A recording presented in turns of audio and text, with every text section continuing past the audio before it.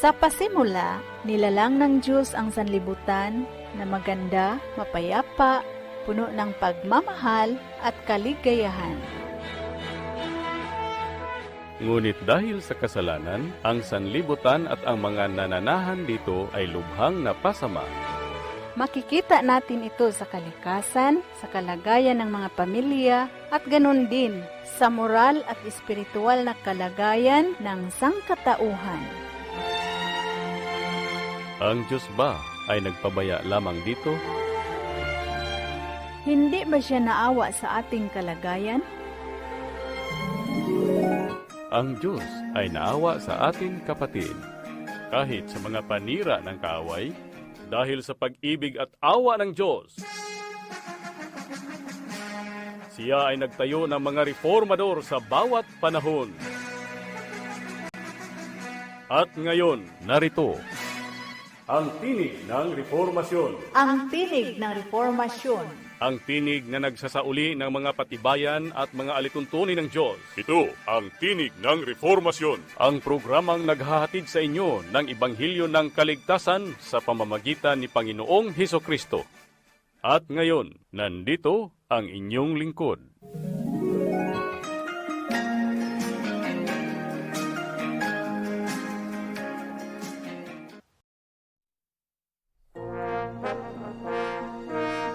Ang tinig ng reformasyon. Ang tinig ng reformasyon.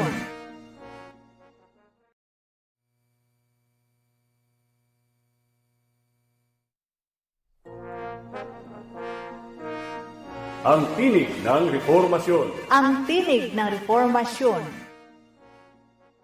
Good evening, brothers and sisters, mga kababayan natin dito sa Luzon, Visayas, and Mindanao.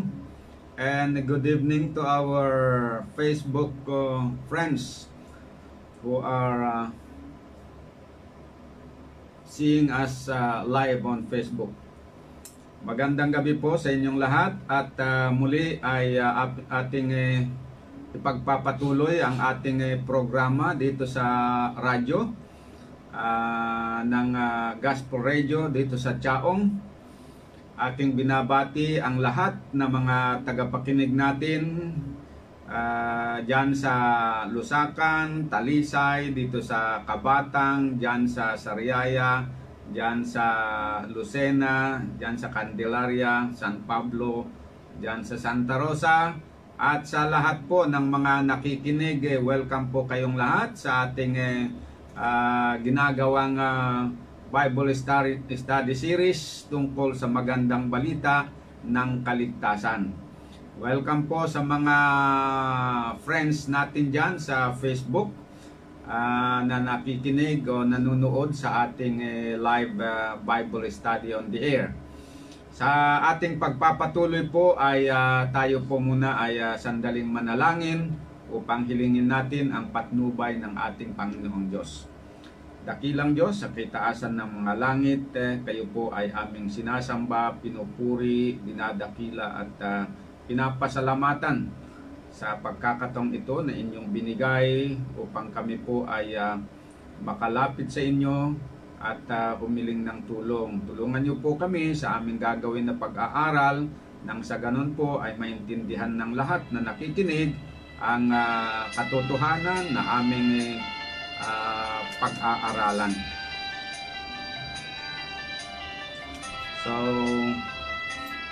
patawarin niyo rin po kami sa aming mga kasalanan, anumang nakasulat dyan sa inyong aklat na kasalanan laban sa amin, hinihiling po namin na inyong kaming patawarin. At sino man ang may mga kaibigan, mga kapatid, mga kababayan dyan na naapektuhan ng coronavirus, nawa po ay inyo silang tulungan at pagalingin. Yun naman pong hindi naapektuhan ay ilayo po niyo sila para hindi po sila maapektuhan sa infection ng virus.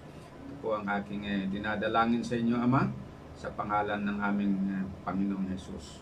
Amen. Okay, tuloy-tuloy po tayo sa ating programa. At nais ko lang pong batiin ang lahat ng mga kapatid dito sa BMTS na nakikinig sa ating programa ngayon. Akin din pong binabati ang mga kapatiran natin dyan sa Cavite. At ang aking pamilya dyan sa Baguio. Magandang gabi sa inyong lahat na sana po ay nasa mabuti kayong kalagayan sa pag-iingat ng Diyos. So, ang paksa po na ating pag-aaralan ngayong gabi ay tungkol sa kasalanan laban sa Espiritu Santo. We will study tonight about the sin against the Holy Spirit. Mahalaga ba, mga kapatid, na malaman natin kung ano ang kasalanan laban sa Espiritu Santo? Sa palagay ko po ay talagang mahalaga ang paksa na ito at dapat nating malaman kung ano talaga ito. Bakit po mahalaga ang paksa na ito para sa atin? Dahil ayon po dito sa Matthew chapter 12 verse 30 to 32, sabi po ay ganito: ang hindi pumapanig sa akin ay laban sa akin. Ang hindi sumasama sa akin ay mangangalat. Kaya nga sinasabi ko sa inyo, lahat ng uri ng kasalanan at pamumusong ay ipatatawad sa mga tao. Ngunit ang pamumusong o panlalait laban sa banal na Espiritu ay hindi ipatatawad sa mga tao. Ang sino mang mamumusong laban sa anak ng tao ay ipatatawad sa kanya. Ngunit ang sino mang magsalita laban sa banal na Espiritu ay hindi siya mapapatawad sa mundong ito maging sa mundong darating. So ganyan po kaimportante ang issue tungkol sa kasalanan laban sa Espiritu Santo na hindi mapapatawad sa mundong ito maging sa mundong darating.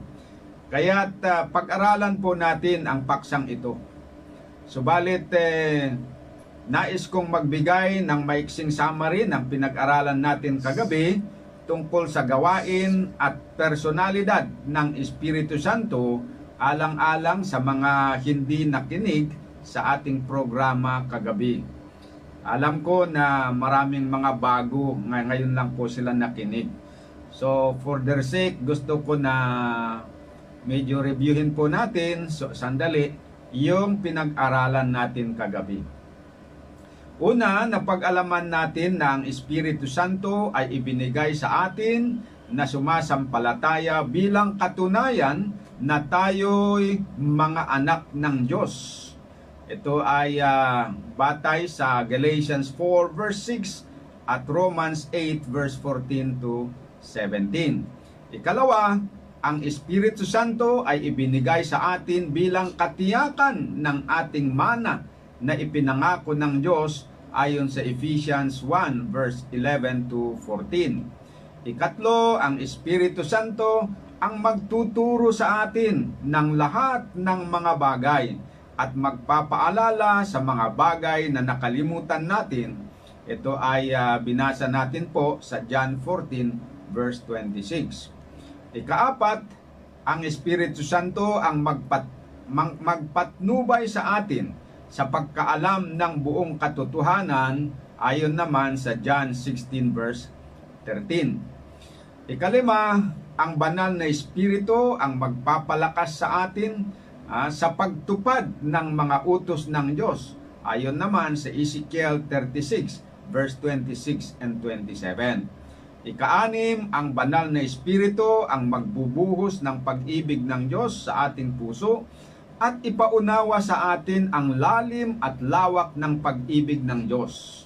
Ito ay binasa natin sa Romans 5 verse 3 to 5 at Ephesians 3 verse 16 to 19. Ikapito, ang banal na Espiritu ang tutulong sa atin upang mapanagumpayan natin ang mga masasamang pagnanasa ng ating laman.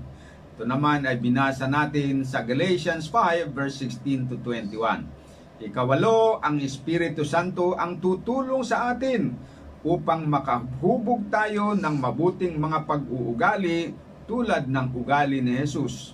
Ayon naman sa Galatians 5 verse 22 to 26.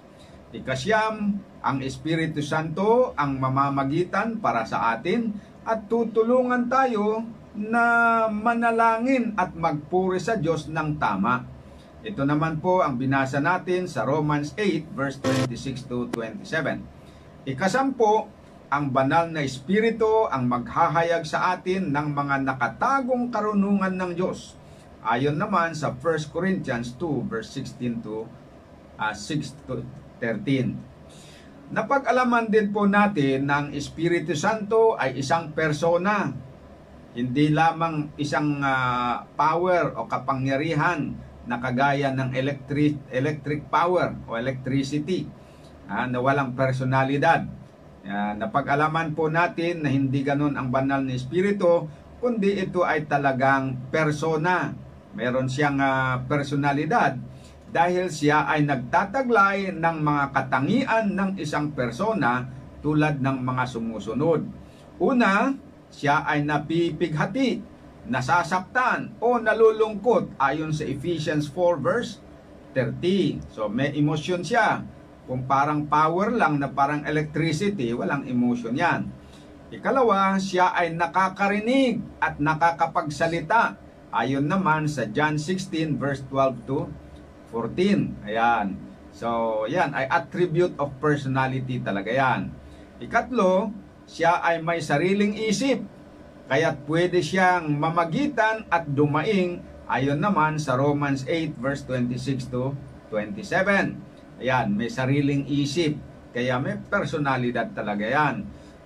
Yung electric power na ginagawa nilang sample na ganun daw ang espiritu, ay wala pong isip yan na sarili. Okay, kaapat, siya ay nakapagbibigay ng utos ayon sa Acts 8 verse 29 at Acts 13 verse 2 to 4. Yan. At ikalima, napag-alaman din natin na ang Espiritu Santo ay isang persona ng kadiyosan. So hindi lang ang Espiritu ay persona na tao o persona na anghel, kundi persona na Diyos. Okay. Una, siya ay tinawag ni Apostol Pedro na Diyos ayon sa Acts 5 verse 3 and 4. Ikalawa, siya ang Diyos na bumuhay sa mga taong pumatnubay sa mga taong sumulat ng Biblia ayon sa 2 Timothy 3:16 and 17 at 2 Peter 1 verse 20 and 21. Ikatlong patunay, siya ay kaisa ng Ama at ng Anak sa pagbuhay muli kay Jesus mula sa kamatayan. Ayon sa Romans 8 verse 11 and 1 Peter 3 verse 18. Nabasa po natin yan. Ang ikaapat na patunay, ang Espiritu Santo, ang Panginoong Diyos na nakita at nakausap ni Isaias doon sa Isaiah 6 verse 1 to 10. Na ayon kay Apostol Pablo, ang Panginoong Diyos na nabanggit doon na nagpakita kay Isaiah at kumausap sa kanya ay walang iba kundi ang banal na Espiritu ayon sa kanyang isinulat sa Acts chapter 28 verse 25 to 27. Napag-alaman din natin na ang Espiritu Santo ay pwedeng umalis sa puso ng isang Kristiyano kapag ang kanyang pananampalataya ay nawasak na at siya ay tuluyang tumalikod kay Jesus bilang kanyang tagapagligtas. Ito ay binasa natin sa 1 Timothy 1 verse 19 and 20 at Hebrews 6 verse 4 to 6. Kapag ito ay nangyari, ang papalit na mananahan sa puso ng tumalikod kay Kristo ay ang mga masasamang espiritu. Okay. Mula rito ay ating itutuloy ang ating pag-aaral sa paksa ng kasalanan laban sa Espiritu Santo. Ang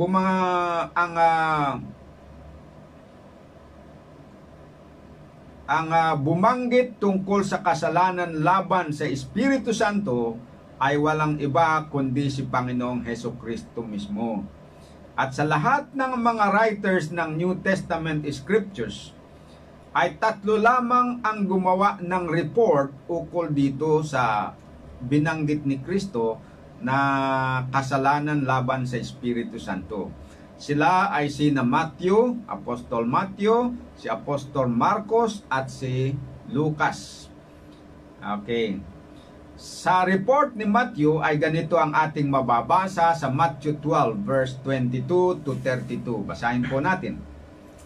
Pagkatapos ay dinala kay Jesus ang isang lalaking bulag at pipi na sinasaniban ng demonyo. Kawawa naman itong bata, no? Bulag at saka pipi pa, sinaniban pa ng demonyo. Pero ang magandang balita, sabi dito, pinagaling ni Jesus ang lalaki, kaya't nakapagsalita at nakakita siya.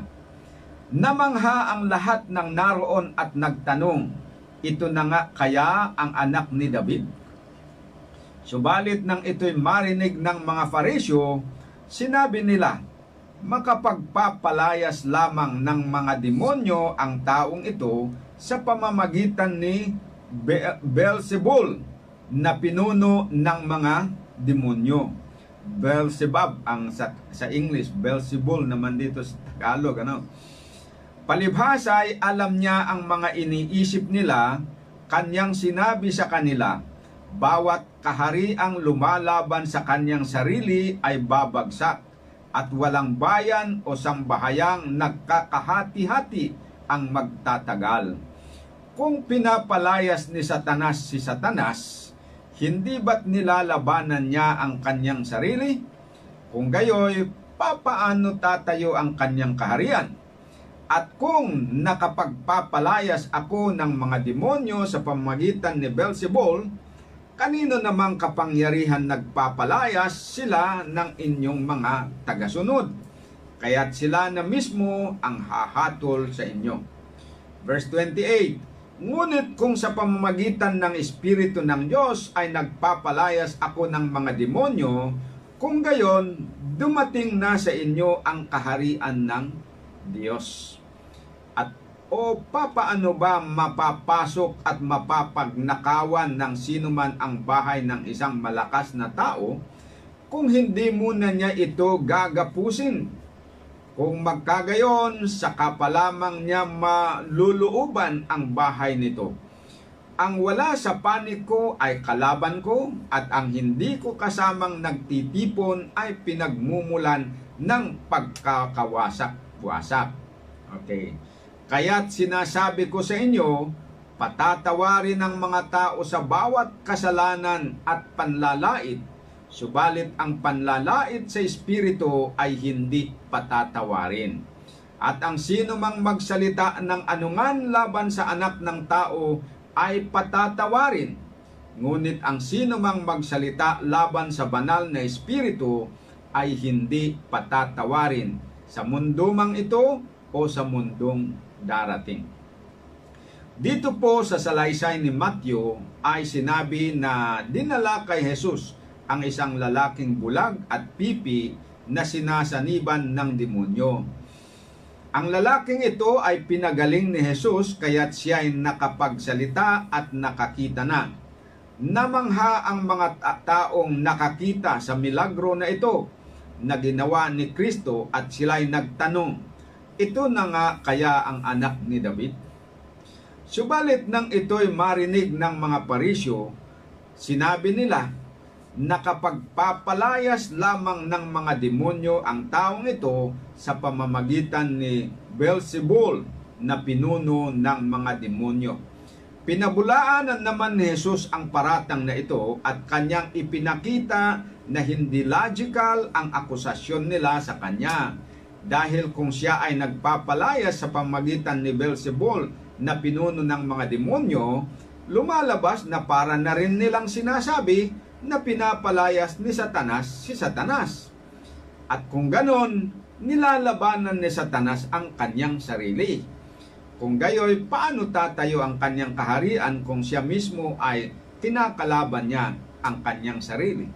Yan po ang pagtatanggol ni Kristo sa kanyang sarili para mapabulaanan yung akusasyon ng mga Parisyo.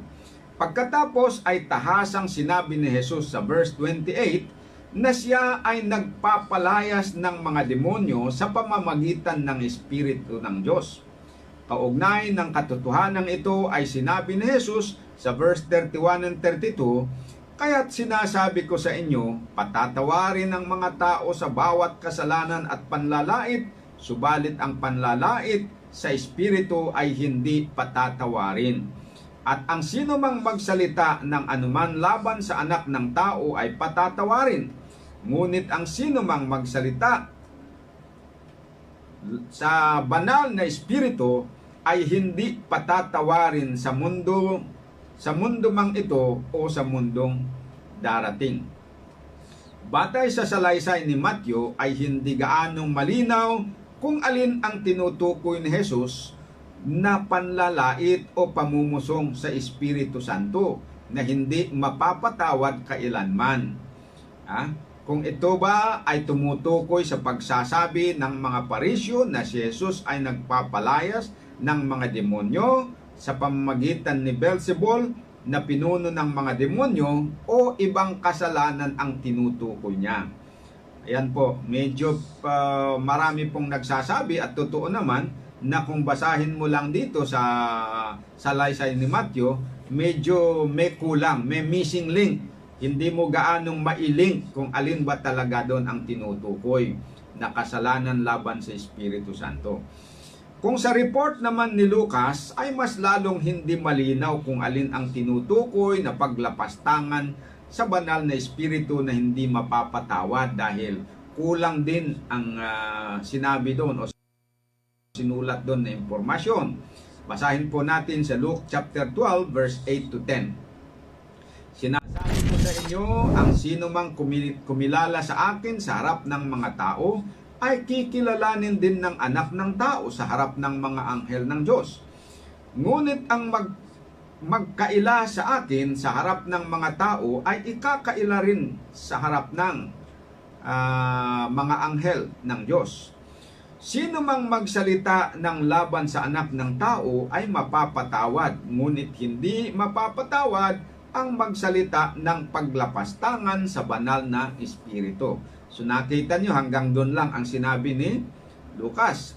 So hindi mo ma-establish dito, kung dito ka lang magbase, kung alin ang tinutukoy dito na kasalanan laban sa Espiritu na hindi mapapatawad.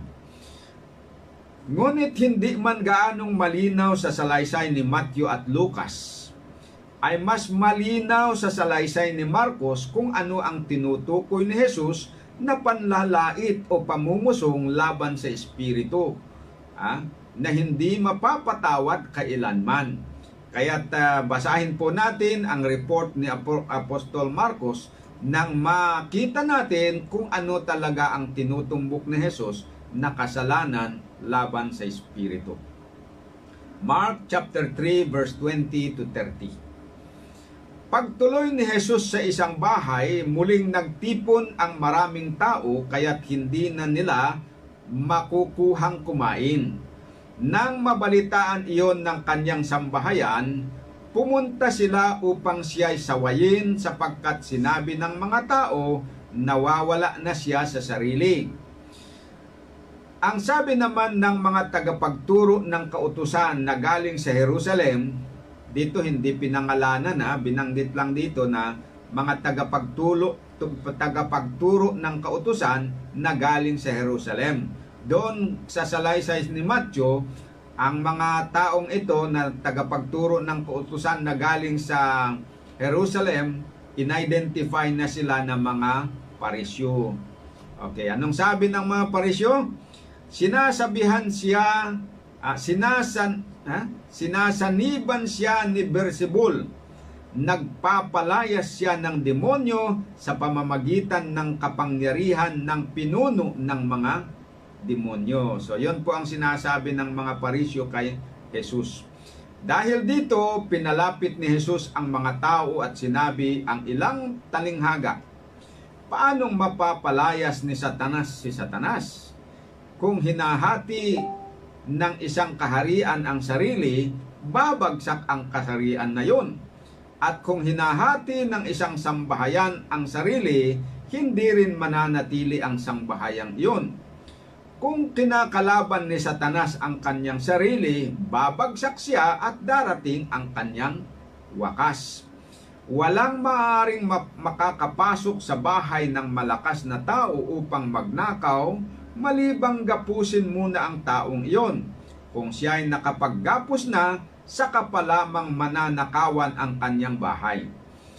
Tinitiyak ko sa inyo na patatawarin ang lahat ng mga kasalanan ng mga anak ng tao at anumang paglapastangan sa kanilang sabihin.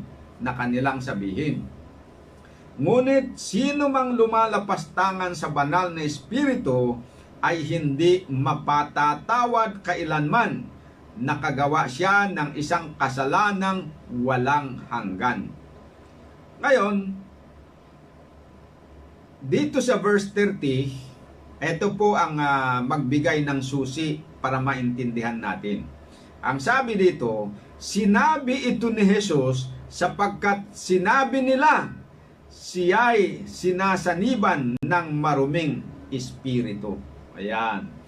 So dito ay malinaw na kaya daw sinasabi ni Jesus, kaya daw sinabi ni Jesus na patatawarin ang lahat ng mga kasalanan ng mga anak ng tao at anumang paglapastangan sa kanilang sabihin.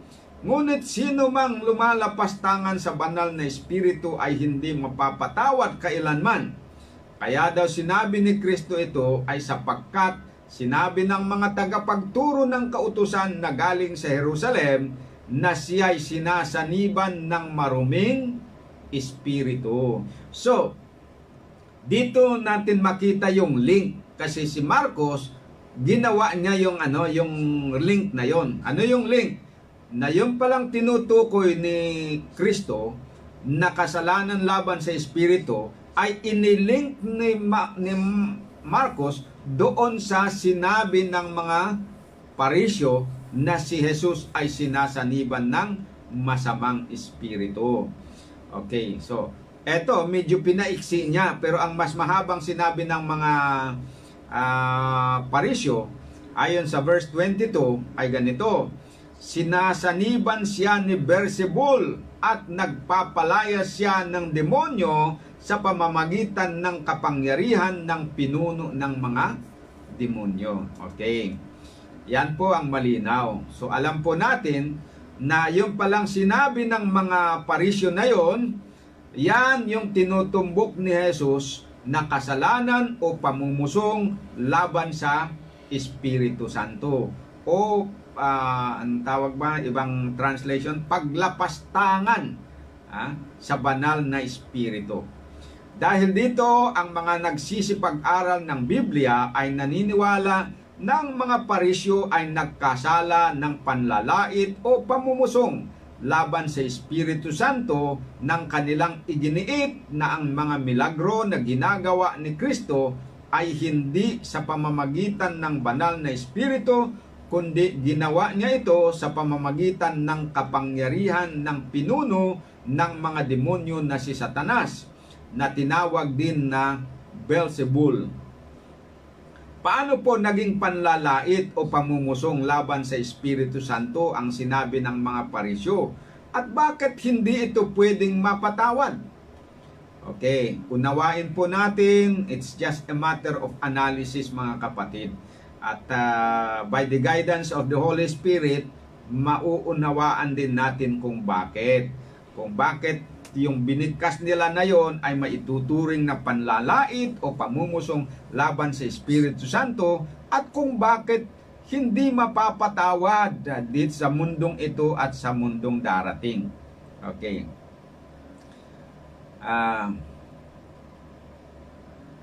Ganito po.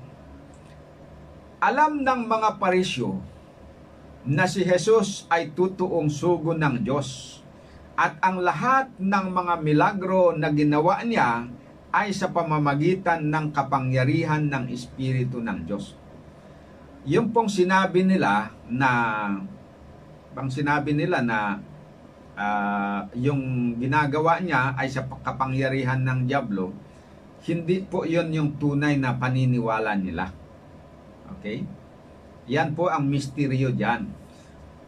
Hindi nila sinabi yon dahil buo ang kanilang paniniwala na ganun na nga, Diablo ang ginagamit niya, o sa Diablo ang ginagamit niyang kapangyarihan. Ang totoo mga kapatid, itong mga parisyo na nagsasabi ng ganyan ay alam na alam nila na si Kristo ang tunay na Mesyas. Alam nila po yon. Malinaw sa kanilang kaisipan na siya po ang tunay na Mesyas at ang ginawa niyang mga milagro ay hindi sa pamamagitan ng kapangyarihan ni Satanas, kundi ito ay sa pamamagitan ng kapangyarihan ng Espiritu Santo. Subalit, ayaw nilang tanggapin ang katotohanan na ito. Alam nila na yon na siya ang Mesyas kasi meron silang sapat na ebidensya. Nakita na nila yung sapat na ebidensya. Lamang, ayaw nilang aminin, ayaw nilang tanggapin yung katotohanan na yon. Pilit nilang ipinipikit ang kanilang mata sa mga makahangahangang gawa ni Kristo na magpapatunay na siya ay tunay na sugo ng Diyos. Alam nila yung sinabi ng anghel sa mga pastor ng tupa sa gabi nang siya'y ipinanganak, nung gabi na siya ipinanganak. Di ba merong anghel na nagpakita at meron siyang sinabi tungkol doon kay Jesus na naipanganak. Nakasulat ito sa Luke chapter 2 verse 10 to 12. Alam ng mga parisyo ito dahil yung balita na ito naikalat yan sa buong Jerusalem. Alam nyo naman ang balita, may nangyari, ikinakalat yan. Hindi lang ngayon na kinakalat ang mga balita, maging noon na ikalat na yon. At alam ng mga parisyo yon. Okay, basahin po natin kung ano yung patunay ng anghel tungkol kay Jesus. Luke 2 verse 10 to 12. At sinabi sa kanila ng anghel, huwag kayong mga takot sapagkat narito dinadalhan ko kayo ng mabubuting balita ng malaking kagalakan na siyang sasabuong bayan. Sapagkat ipinanganak sa inyo ngayon sa bayan ni David ang isang tagapagligtas na siya ang Kristo ang Panginoon. O nakita nyo? Malinaw po na ang anghel mismo ang nagsabi na yung ipinanganak ni Maria sa gabi na yon ay siya yung Kristo. Siya ang Kristo ng Panginoon. Napakalinaw yon. Sinabi ng mga pinatutuhanan ng mga pastor at naikalat yung balita na yon. Kaya imposible na hindi nila alam. Alam na alam nila yon. Alam din nila yung sinabi ng anghel na ito dahil ikinalat ng mga pastor ang balitang ito sa mga tao sa Jerusalem. Maliban diyan, alam din nila ang sinabi ni Simon tungkol kay Jesus noong dinala si Jesus sa templo ng Jerusalem para sa paglilinis. Ito naman ay nakasulat sa Luke chapter 2 verse 25 to 32. Merong doon sa Jerusalem, alam din ng mga parisyo yan na may isang tao doon na ang pangalan ay Simeon. Okay? Basahin natin ang tungkol sa kanya. At narito may isang lalaki sa Jerusalem na nagngangalang Simeon. At ang lalaking ito'y matuwid at masipag sa kabanalan na nag-aantay ng kaaliwan ng Israel at sumasa kanya ang Espiritu Santo. Kilala nila itong si Simeon na ito. Kilala nila na isang tao na makadiyos, puspos ng banal na espiritu, masipag sa kabanalan. Yan. At merong sinabi ang Panginoon sa kanya. Okay, sabi dito. At ipinahayag sa kanya ng Espiritu Santo na di niya makikita ang kamatayan hanggang sa makita muna niya ang Kristo ng Panginoon. Ayan. Sa tingin nyo ba ay itong sinabi ng Espiritu kay Simeon ay itinago lang niya sa kanyang sarili at hindi niya kinuwento? Sigurado yan na kinuwento niya at kumalat din yan sa alam din yan ng mga parisyo at mga eskriba. Kasi kabaro nila yan eh. Naglilingkod sa templo. Kaya, siguradong ikinukwento niya sa kanila. Maaring may mga mamamayan ng Jerusalem na hindi nakakaalam dito kasi wala silang access mangyari. Pero doon sa mga opisyal, sa mga parisyo at mga eskriba, at saka sa mga saserdote, mga Levita doon na naglilingkod sa templo, alam nila yung kwento na ito. Okay. Ngayon, nung si Jesus ay dinala doon, nung si Kristo ay dinala doon, nakita ngayon ni Simeon. Ano ang kanyang reaksyon nung makita? Okay, ganito po. At siya ay napasa templo sa Espiritu, at nang ipasok sa templo ang sanggol na si Jesus ng kanyang mga magulang upang sa kanya'y magawa nila ang nauukol alinsunod sa kaugalian ng kautusan, ay tinanggap nga niya siya sa kanyang mga bisig at pinuri ang Diyos at nagsabi, ngayon papanawin mo, Panginoon, ang iyong alipin ayon sa iyong salita sa kapayapaan, sapagkat nakita ng aking mga mata ang iyong pagliligtas na iyong inihanda sa unahan ng mukha ng lahat ng mga tao, isang ilaw upang ipahayag sa mga hentil at ang kaluwalhatian ng iyong bayang Israel. Ano yung sinasabi niya dito na nakita na ng kanyang mata? Yung ayon sa ipinangako ng Espiritu sa kanya?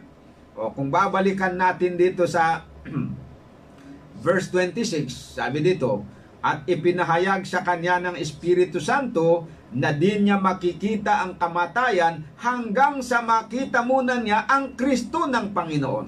Ngayon nung dinala si Kristo doon, natuwa siya.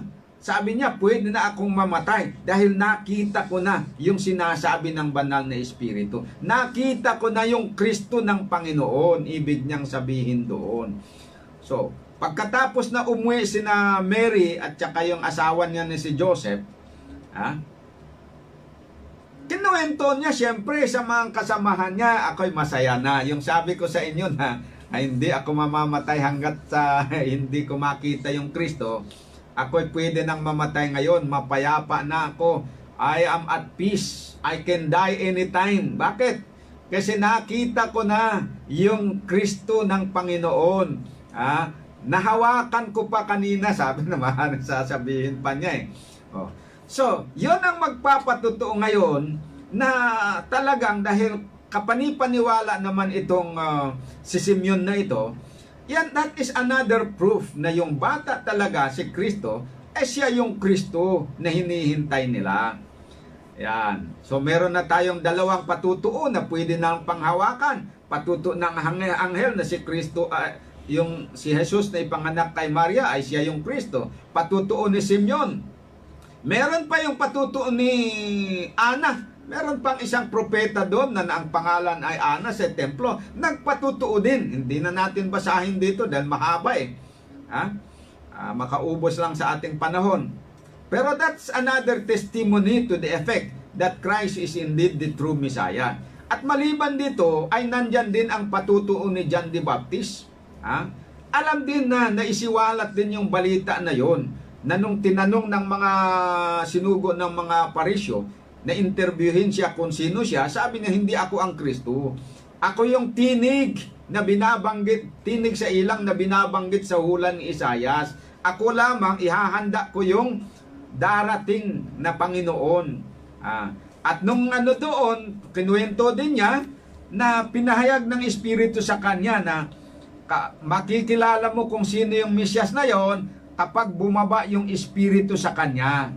Nung binanyagan na niya si Jesus, bumaba nga yung Espiritu, nalaman kaagad ni Juan, John the Baptist, na ito na nga yung yung hinihintay namin na Mesyas. So, ang punto natin dito, Maraming ebidensya na hawak ang mga Parisyo na nagpapatunay na si Jesus ang tunay na Kristo. At ang kanyang milagro na kanyang ginagawa ay sa pamamagitan ng banal na Espiritu ng Diyos. That cannot be controverted dahil yung mga milagro na kanyang ginawa, hindi kayang gawin ng isang ordinaryong tao. Ayan. Pero ano ang ginawa nitong mga Parisyo? They persistently refused to acknowledge Jesus as the Messiah, and they attributed the work of the Holy Spirit to Satan. Yan po yung background dyan para maintindihan natin. Bakit sinasabi ni Kristo na yung kanilang sinabi in attributing the work of the Holy Spirit to Satan, they have committed blasphemy against the Holy Spirit which cannot be forgiven. Bakit? Dahil they have all the evidence to believe that He is the Messiah, but they persistently refuse to believe. Ayan.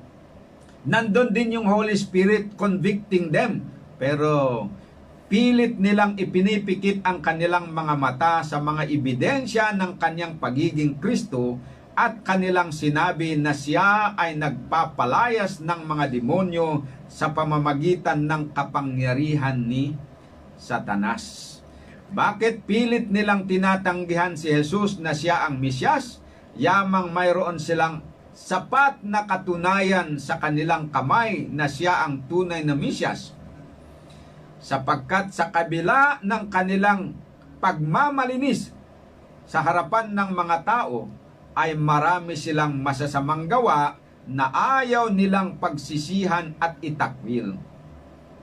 Sabi ni Jesus sa John 3:19 and 20, ganito ang paghatol ng Diyos, na parito sa sanglibutan ang ilaw, siya ang sinasabi niyang ilaw, ngunit inibig pa ng mga tao ang dilim kaysa liwanag, sapagkat masasama ang kanilang mga gawa. Kinasusuklaman ng mga gumagawa ng masama ang ilaw, ni hindi lumalapit dito upang hindi mahayag ang kanilang mga gawa. Yan ang reality sa karanasan ng mga Parisyo.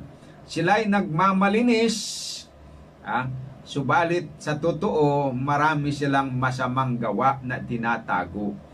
Kaya ayaw nila kay Kristo.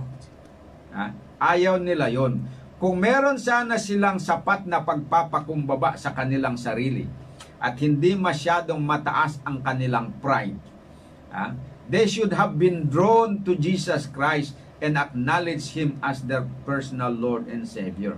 Pero hindi. Alam nila yon, nakilala nila na siya ang tunay na Mesyas. Pero masyadong mataas ang pride nila.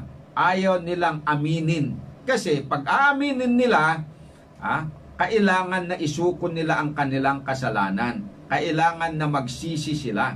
Ayaw nilang mapahiya because they have occupied a very high position na kung saan sila iginagalang ng mga tao bilang mga taong banal. And for them to acknowledge that they are sinners like the common people, that is too great for them to acknowledge. Parang mahirap nilang gawin yon. Kaya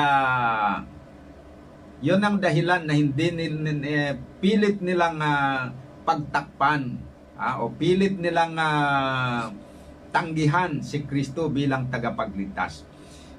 Tama po ba na meron silang mga pinagtatakpan na maraming mga kasalanan sa kabila ng kanilang mga pagpamamalinis? At kaya ayaw nilang lumapit kay Kristo na liwanag ay dahil ayaw nilang ma-expose ang kanilang mga kasamaan? Tama po. Basahin natin ang sabi ni Matthew. Sabi ni Kristo sa Matthew 23:25-28. Sa aba ninyo mga eskriba at mga parisyo, mga mapagpaimbabaw, sapagkat inyong nililinis ang labas ng saro at ng pinggan. Datapwat sa loob ay puno sila ng panglulupig at katakawan. Ikaw, bulag na parisyo, linisin mo muna ang loob ng saro at ng pinggan, upang luminis naman ang kanyang labas.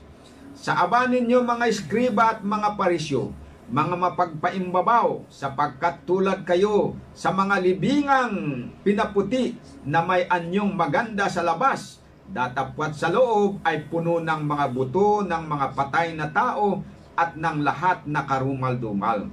Gayon din naman kayo sa labas ay nangangaanyong matuwid sa mga tao, datapwat sa loob ay puno kayo ng pagpapaimbabaw at ng katampalasanan. So mga kapatid, nananawagan talaga si Kristo nung simula pa ng kanyang ministry. Alam niyo po kung ano yung mensahe niya? Repent, for the time is at hand, sabi niya. Mangagsisi kayo. Yan ang isinisigaw ni Kristo noong pagsimula ng kanyang pagmiminsahe. Itong mga parisyo, narinig nila yung panawagan ni Kristo na yun. Nakita nila na tama siya. Alam din nila yung kanilang kamalian. Alam din nila na si Kristo yung tunay na Mesyas na makakatulong sa kanila. Kaya lang, ayaw nilang lumapit sa Kanya.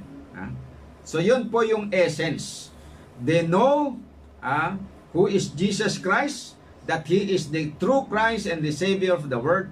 They know that they need a Savior dahil marami silang kasalanan. They know that they need to be forgiven and to be cleansed. Pero ayaw silang lumapit kay Kristo. Narinig nila yung panawagan ni Kristo. But they persistently refuse to yield to the influence of the Holy Spirit. Patuloy po sila na tumatanggi na magsisi sa kanilang mga kasalanan. Kaya yon ang dahilan kung bakit ang kasalanan nila ay labag o pamumusong laban sa Espiritu Santo na hindi mapapatawan. Okay. Kung ang mga parisyo ay mga taong ignorante tungkol sa tamang katayuan ni Jesus, talagang let's say na hindi talaga nila kilala si Jesus.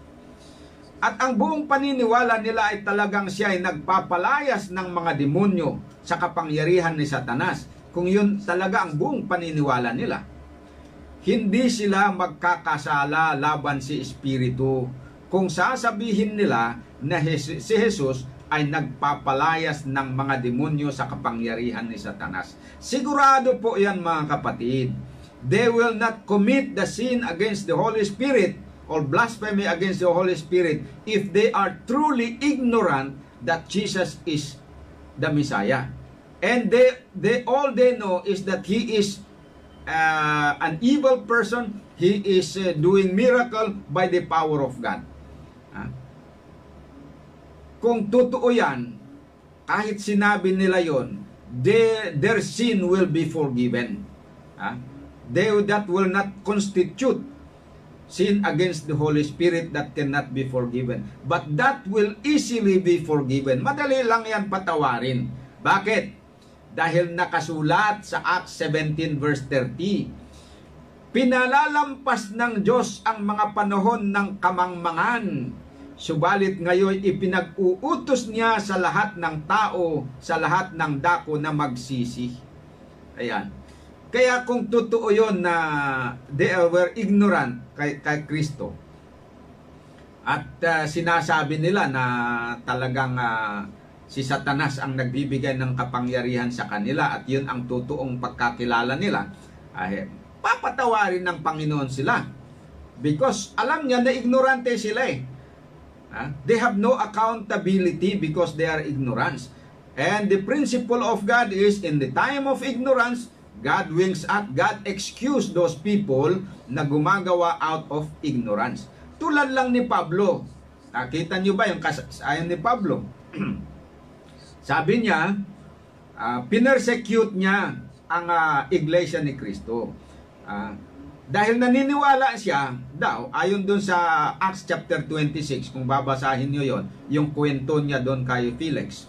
Felix ba o Philip? King Philip. na ginawa niya yon dahil sa buong akala niya si Kristo talagang hindi totoo na Kristo.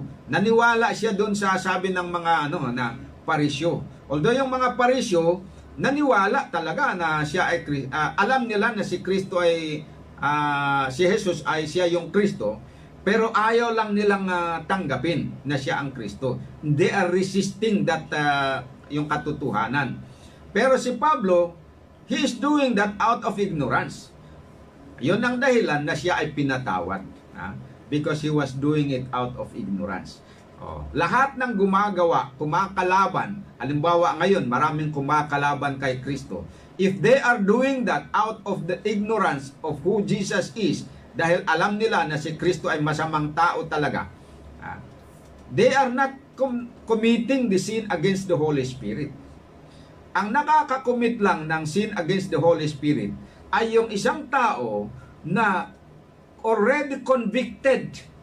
Alam niya, he has sufficient evidence to prove that Jesus is the Messiah, that He is the true Savior of the world, that He died for the sins of the world, pero ayaw niyang kilalanin. That constitute the sin against the Holy Spirit. Because it means that he also do not want to repent of his sin. Ito ang kaso ng mga Parisyo. Meron silang sapat na patunay na si Jesus ang tunay na Mesyas at sila'y hinihikayat ng banal na Espiritu na manampalataya sa Kanya at magsisi sa kanilang mga kasalanan. Subalit patuloy silang tumatanggi sa panawagan ng Espiritu Santo sa kanila. Bagkus ay kanila pang sinabi na ang gawa ng Espiritu ay gawa ni Satanas. Ayan. They willfully attribute the work of the Holy Spirit to Satan. Willful yun. Kaya sa maiksing salita mga kapatid, ano po ang kasalanan laban sa Espiritu Santo na hindi mapapatawad kailanman? Ito lang po.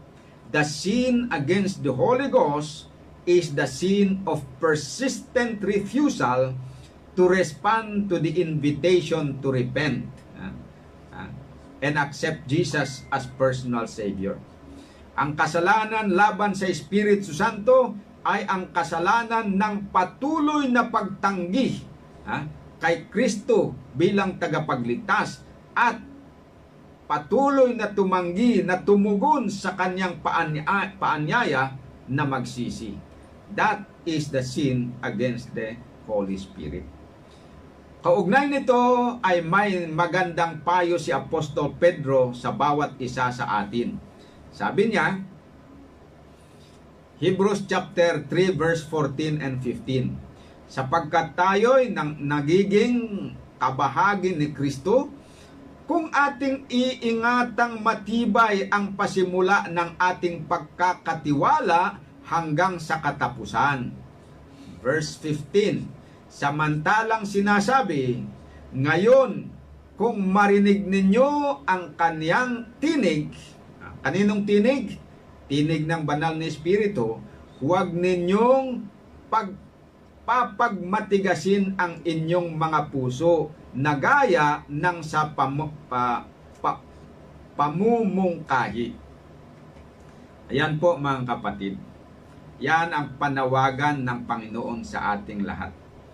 Alam po natin kung ano ang kasalanan laban sa Espiritu na walang kapatawaran, and that is the persistent refusal to acknowledge Jesus as your Savior and your persistent refusal to repent despite the conviction of the Holy Spirit na nagwe-work, nagtatrabaho sa iyong puso. Kung patuloy po natin gagawin yan, we will end up committing the sin against the Holy Spirit. Kaya nga po, sabi ni Pablo, pag narinig po natin ang tinig ng banal na Espiritu at tayo ay hinihimok na magpasakop kay Kristo at tanggapin siya bilang tagapagligtas at magsisi ng ating mga kasalanan, dapat po tayong sumunod. Huwag nating patigasin ang ating mga puso. Dahil kung yun po ang gagawin natin, Sa umpisa, maaring hindi pa yan na sin against the Holy Spirit in the beginning na nagre-resist tayo. But as the Holy Spirit is continually impressing us, calling us to repentance, and pushing us to receive Christ as our Savior, presenting evidence na siya talaga ang tunay na tagapagligtas, wala nang iba. At kapag tayo ay patuloy na tumatanggi, mga kapatid, we will end up committing the sin against the Holy Spirit. And we will never truly be forgiven. Paano nga tayo mapapatawad Ayaw nga natin na tanggapin si Kristo na tagapagligtas natin. Ayaw nga natin na magsisi sa kasalanan natin. Di wala nga kapatawaran yon. Pero may assurance ang Panginoon.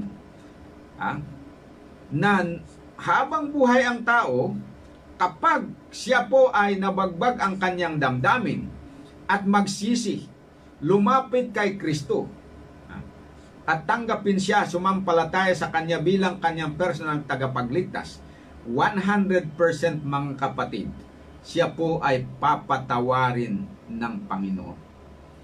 Yan po ang assurance ng Biblia. Mababasa po ninyo yan sa Isaiah chapter 1 verse 18 to 20. Sabi ng Panginoon, "Come, let us reason together. Gaano man kalaki ang inyong kasalanan, kadami man kaitim o kapula ang inyong kasalanan, papuputiin yan ng Panginoon." Ang ibig sabihin, patatawarin yan. Kaya ako po ay nananawagan sa lahat ng mga kapatiran. Hindi lang ito para sa mga baguhan na nasa labas ng iglesia. Ito ay para din sa atin na nasa loob ng iglesia. We can still commit the sin against the Holy Spirit kapag meron tayong kasalanan na patuloy tayong kinoconvict ng banal na espiritu, subalit patuloy naman nating riniresist ang kanyang tinig. We will be sa katagalan yan, titigas na ang ating puso, hindi na natin mararamdaman ang ating kasalanan, titigas ang ating konsensya, we will end up committing the sin against the Holy Spirit. Doon naman sa mga hindi naging Kristiyano, pero tinatawagan din ng Panginoon, narinig na ninyo ang pabalita ng Ebanghelyo. Sinasabi ko, number 54 na itong lesson natin. Napakinggan nyo po yung aming Bible study mula sa study number 1 hanggang ngayon na number 54 na. Marami na pong mga katotohanan ng Ebanghelyo na aming sinikap na liwanagin dito at ipinahayag at ipinaintindi sa inyo. Nalaman ninyo. Huwag nyo pong patigasin ang inyong mga puso. Yung pinakinggan ninyo, yung udyok ng Espiritu, sundin ninyo yan. Dahil kung kayo po ay patuloy na magmamatigas, mapapagaya rin kayo doon sa mga parisyo at mga eskriba. And you will end up committing the sin against the Holy Spirit, which will never be forgiven in this life and the life to come.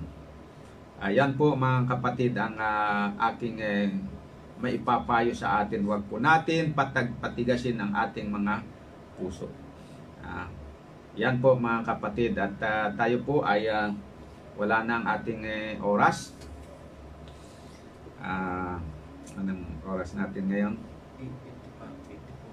8:54. Okay.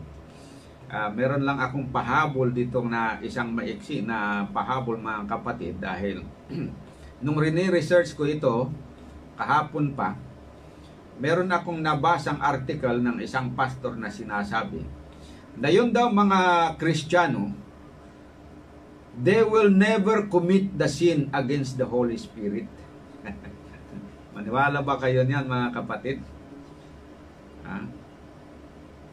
They will never commit the sin against the Holy Spirit daw. Okay?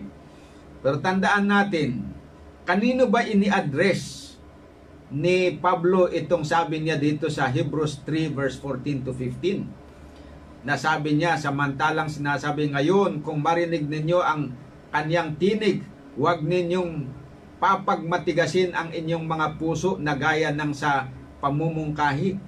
He is addressing this to people who have already faith in Jesus Christ. Kaya nga sa verse 14 sabi niya, sapagkat tayo'y nagiging kabahagi ni Kristo kung ating iniingatang matibay ang pasimula ng ating pagkakatiwala hanggang sa katapusan. Ayan. Ang ibig sabihin, kung tayo na nakabahagi ng kay Kristo, Kristiyano na tayo, nasa atin na yung banal na Espiritu. Pero, at one point in our life, natukso tayo, nagkasala. Anumang kasalanan yan na mabigat. Tapos, inuudyukan tayo ng banal na Espiritu na magsisi ka na. Iwanan mo na yung kasalanan na yun. Huwag kang magpatuloy dyan dahil hindi tama yan. Pero ayaw nating makinig sa banal na Espiritu. Pinapatigas natin ang ating isip. Darating ang panahon na yung puso natin ay, ang tawag dito, titigas. Yung pananampalataya natin ay unti-unting mabubulok, unti-unting manghihina, hanggang sa doon sa binasa natin sa 1 Timothy 1, verse 19 to 20, hanggang yung panampalataya na yon ay mawasak, mawala na. At kapag nagtrabaho yung banal na Espiritu, nagko-convict sa atin, meron ng milagro na pinakitaan na tayo ng milagro dahil sa matigas na ang isip natin. Sa halip na i-acknowledge natin na that is the voice of the Holy Spirit trying to convict us. Alam nyo ang mangyayari? Uulitin natin yung karanasan ng mga parisyo. We will declare the work of the Holy Spirit as of Satan. I-attribute natin yan kay Satanas just to justify our stubbornness and our refusal to repent. Ayan. Mangyayari po yan kapag tayo po ay magmatigas ng ating puso. So, posible po mga kapatid na isang Kristiyano ay makakommit pa rin ng sin against the Holy Spirit pag hindi siya manatiling tapat sa Panginoon hanggang sa wakas. Pag siya po ay tumalikod sa Panginoon at siya ay kinoconvict, siya ay tinatawagan na magsisi pero patuloy siyang nag-refuse na magsisi, he will still be committing the sin against the Holy Spirit. Parehas lang doon sa hindi pumasok sa iglesia na tinatawagan ng Panginoon na magsisi pero ayaw magsisi, nagmamatigas. At the end, he will be committing the sin against the Holy Spirit and he will end up lost without being forgiven. Kaya kayo po mga kapatid, mga kaibigan, mga kasamahan ko sa ministry, mga kapatiran ko dito sa Seventh-day Adventist Reform Movement, mga kababayan ko, aking pamilya at mga anak, mga pinsan, mga kamag-anak, mga kaibigan, kayo lalo na sa inyo na mga sumusubaybay sa ating programa. Pakinggan po sana natin ang panawagan ng Diyos. Huwag nating patigasin ang ating mga puso. Pag pinakitaan tayo ng ating kasalanan, magpakumbaba tayo, aminin natin, humingi tayo ng tawad at humingi ng tulong para mapanagumpayan natin ito. Ito po ang aking masasabi. Ito ang aking iiwan sa inyo. Magandang gabi. Tayo po ngayon ay mag-close sa ating programa. Dakilang Diyos, sa kitaasan ng mga langit, sa gabing ito, kami po ay nagpapasalamat sa katotohanan na aming na pag-alaman tungkol sa kasalanan laban sa Espiritu na walang kapatawaran. Yamang aming naintindihan na this is na ito po ay yung persistent na pag-refuse namin na magsisi at magbagong buhay at maghambol ng aming sarili para magpasakop kay Kristo. Yamang aming nalaman ito, tulungan niyo po ang bawat isa sa amin na hindi namin gagawin ito. Bagkus ay sumunod kami sa udyok ng banal na Espiritu tungo sa ikaluluwalhati ng inyong pangalan, una sa lahat, at sa ikaliligtas ng aming mga kaluluwa. Ito po ang aking dalangin para sa aking sarili, para sa aking mga anak at pamilya, sa mga pinsan, mga kaibigan, at sa aking mga kamembro sa church, at sa lahat na mga kapatid at mga kaibigan na nasa mundo. Sa pangalan ni Jesus, aking hinihiling ang mga bagay na ito. Amen. Okay po, thank you very much sa inyong pakikinig, mga minamahal na mga kapatid. Hanggang bukas muli, tayo po ay magsasama. Ito na naman po ang ating programa bukas. See you tomorrow. Good evening and God bless you all.